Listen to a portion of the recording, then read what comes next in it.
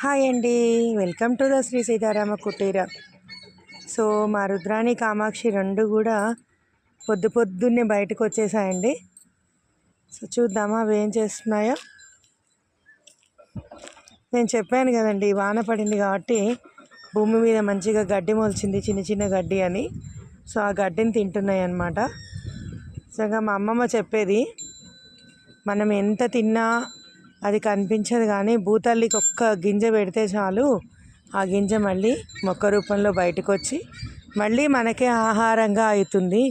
So భూమాతకి ఎప్పుడు కూడా మనం రుణపడి ఉంటాము అని చెప్పేదన్నమాట. సో ఇప్పుడు అదే జరిగింది. చూడండి అసలు నిజంగా ఎంత మంచిగా గడ్డి వచ్చేసిందంటే, చక్కగా వచ్చేసింది అసలు. కామాక్షి, ఏ కామాక్షి, అల్లరి పిల్ల కామాక్షమ్మ. దానికి గడ్డి చూస్తుంది, ఏ గడ్డి తినాలా అని.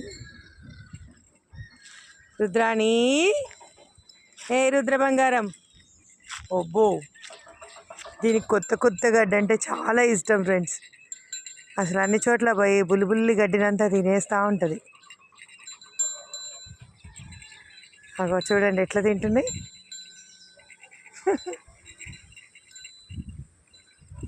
ఫుల్ బిజీ అనమాట గడ్డి తినడంలో మా రుద్రాణి మా కామాక్షి ఇద్దరు.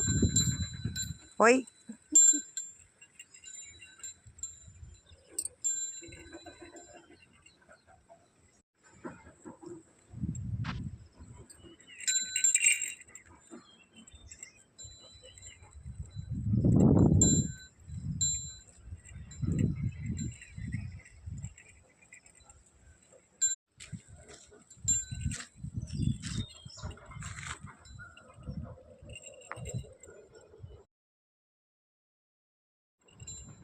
రుద్రాణి, ఓయ్.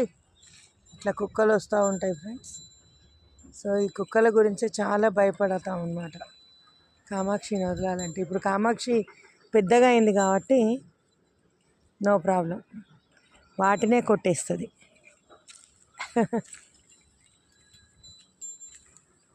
సో రుద్రాణికి చూసి మా కామాక్షి కూడా బుల్లి గడ్డిని తింటున్నాయి.